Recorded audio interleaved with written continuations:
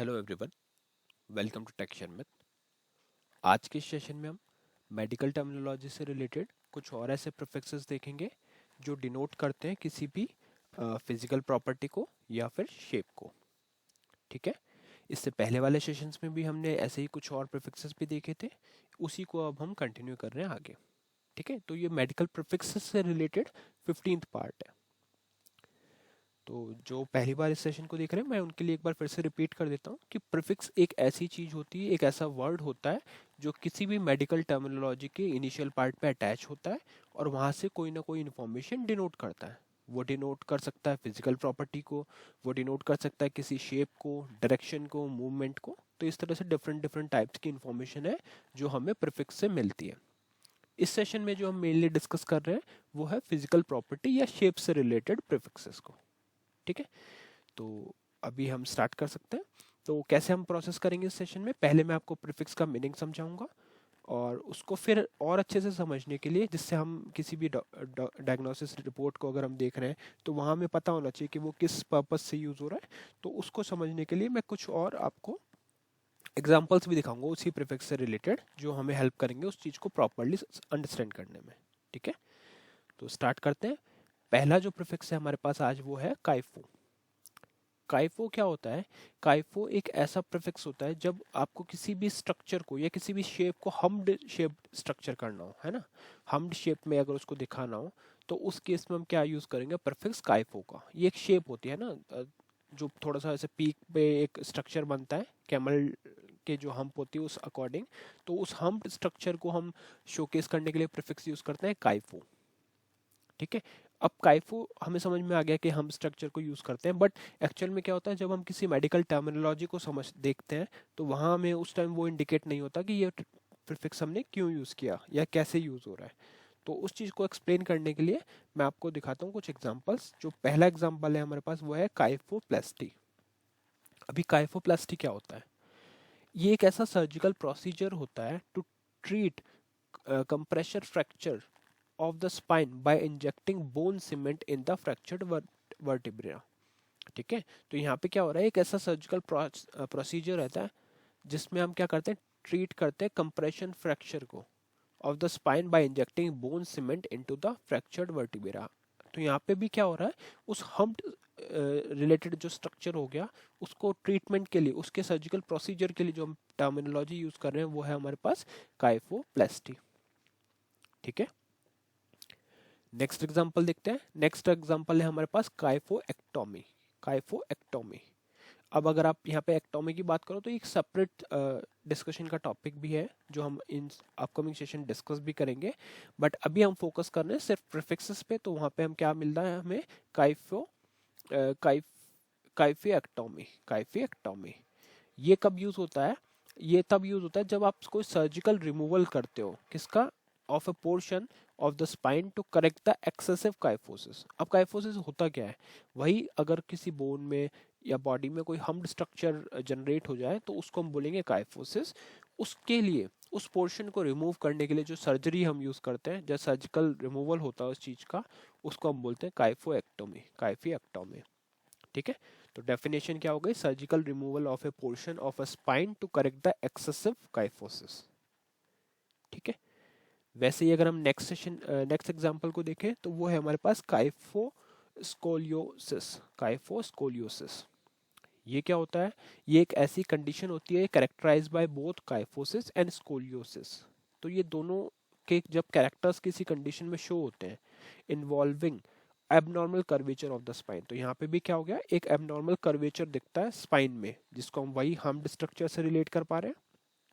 तो उस कंडीशन को हम यूज किससे करेंगे, डिनोट किससे करेंगे? काइफोस्कोलियोसिस से। ठीक है, और जो प्रीफिक्स हम यहाँ पे यूज कर रहे हैं वो है काइफो, और जो कंप्लीट टर्मिनोलॉजी है मेडिकल वो है काइफोस्कोलियोसिस। बट मेन वही है, अगर अब तक के जितने भी एग्जांपल हमने देखे उसमें हम कॉमन चीज देखें तो वही है कि कहीं ना कहीं वो एक हम्प्ड स्ट्रक्चर को ट्रीटमेंट का ही हम पार्ट कंसिडर कर रहे हैं।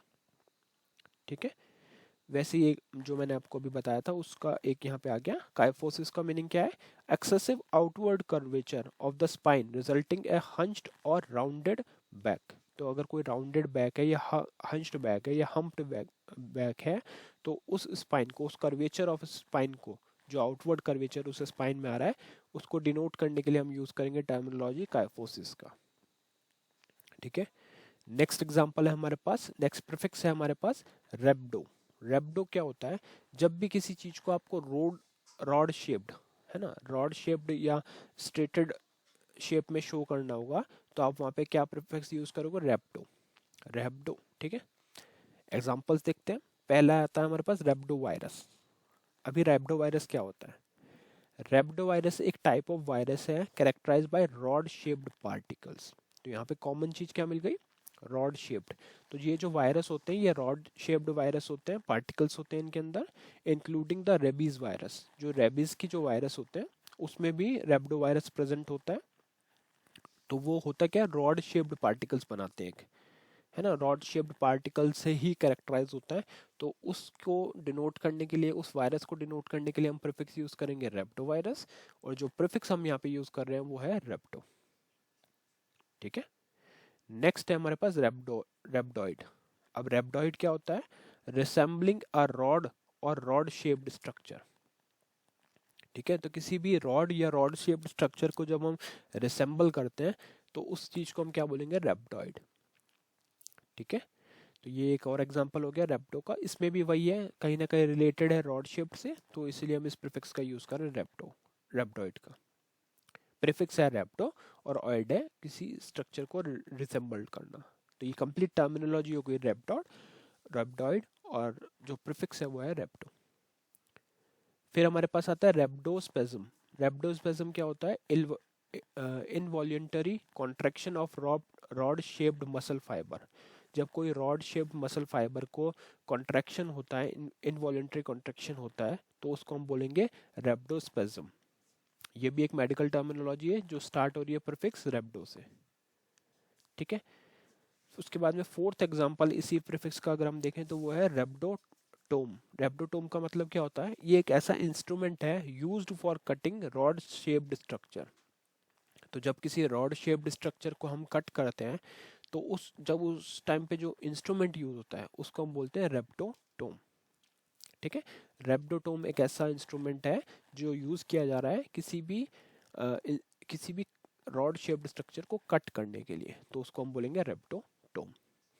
ठीक है, तो अभी तक हमने दो प्रीफिक्सेस डिस्कस करे। पहला हमने डिस्कस किया काइफो, जो यूज होता है किसी हम्ड स्ट्रक्चर से रिलेटेड टर्म को शोकेस करने के लिए, और दूसरा प्रीफिक्स हमने देखा रेप्टो, जो यूज होता है किसी भी रॉड शेप्ड या स्ट्रेटेड स्ट्रक्चर को शो करने के लिए।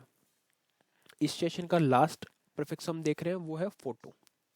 आई थिंक ये एक ऐसा कॉमन हो गया है अभी प्रीफिक्स जो ऑलमोस्ट सबको पता है, क्योंकि फोटोसिंथेसिस वगैरह इस तरह से हम कुछ टर्मिनोलॉजीज देखते हैं। तो जब भी किसी चीज़ को लाइट से रिप्रेजेंट करना हो, लाइट से रिलेटेड कोई चीज़ को हमें डिनोट करना है, रिप्रेजेंट करना है, तो उस केस में हम यूज़ करेंगे प्रीफिक्स फोटो का। ठीक है, जैसे आप फोटोसिंथेसिस भी आप अपनी इनिशियल एजुकेशन लेवल पे ये चीज़ सीख चुके हैं, तो उसी से रिलेटेड है। अभी हम इसके कुछ एग्जांपल्स देखते हैं। जैसे पहला आता है फोटोफोबिया। अब फोटोफोबिया क्या होता है, sensitivity to light often resulting in discomfort और पेन। तो कई बार क्या होता है, कुछ पेशेंट्स ऐसे होते हैं जिन्हें लाइट से कुछ डिस्कम्फर्ट फील होता है या पेन फील होता है, तो उस टाइप की सेंसिटिविटी को, जो लाइट से जो सेंसिटिविटी है, उसको हम किससे रिप्रेजेंट करेंगे, फोटोफोबिया से। जहाँ पे प्रीफिक्स क्या है, फोटो, और फोबिया क्या है, फियर, फियर और डिस्कम्फर्ट ऑफ समथिंग। ठीक है, नेक्स्ट है हमारे पास फोटोथेरेपी। अभी फोटोथेरेपी क्या होता है, एक treatment using light often used for condition like jaundice और स्किन डिसऑर्डर्स। तो जब किसी जॉन्डिस या स्किन डिसऑर्डर रिलेटेड डिजीज को ट्रीटमेंट, किसी डिजीज के लिए ट्रीटमेंट किया जाता है लाइट के थ्रू, तो उसको हम बोलते हैं फोटोथेरेपी। ठीक है, फोटो मतलब लाइट और थेरेपी मतलब ट्रीटमेंट। तो जब किसी भी ट्रीटमेंट को हम कंडक्ट करते हैं लाइट के बेसिस पे, तो उसको हम बोलेंगे फोटोथेरेपी, किसी भी थेरेपी को। नेक्स्ट एग्जांपल है हमारे पास फोटोडर्मियाटिस। फोटोडर्मियाटिस क्या होता है, inflammation of the skin caused by exposure to sunlight. कुछ ऐसे पेशेंट्स होते हैं जिनकी सनलाइट की वजह से किसी एक पर्टिकुलर स्किन के पोर्शन पे इन्फ्लेमेशन हो जाता है। वो किस वजह से हुआ? एक्सपोजर ऑफ सनलाइट, किसी सनलाइट के एक्सपोजर से जब ऐसा हो तो उसको हम बोलेंगे फोटोडर्मियाटिस। ठीक है। और लास्ट जो एग्जांपल है हमारे पास इस प्रीफिक्स का वो है फोटोटॉक्सिसिटी, जिसका मतलब होता है adverse reaction of the skin to light exposure. जब कोई लाइट के एक्सपोजर पे आने पे कोई एडवर्स रिएक्शन हो किसी बॉडी पार्ट पे, तो उसको हम बोलेंगे phototoxicity, often associated with a certain medication. तो कुछ मेडिकेशंस हैं जिनसे रिलेटेड यह रहता है फोटोटॉक्सिसिटी। ठीक है। तो इस सेशन के लिए यही प्रीफिक्सेस थे जो मैं आपके साथ शेयर करने वाला था। और आज का जो क्वेश्चन है वो ये है कि what information is provided by the prefix elect and Syro. तो इस चीज़ को हम ऑलरेडी डिस्कस कर चुके हैं अपने प्रीवियस सेशन में, और ये सारे सेशन हम एक प्रॉपर सीक्वेंस में कर रहे हैं। तो अगर आपको इनके आंसर्स नहीं पता तो आप वो सेशंस वॉक थ्रू करके पहले उसको आइडेंटिफाई कर सकते हो। और अगर आपको इसका आंसर पता है तो I recommend you to put the answer in comment section, जिससे बाकी लोग भी उसकी रेफरेंस ले सकें। ठीक है। तो इस सेशन के लिए इतना ही था। नेक्स्ट सेशन में बाकी टॉपिक डिस्कस करेंगे। So thank you for watching टेक्शन में।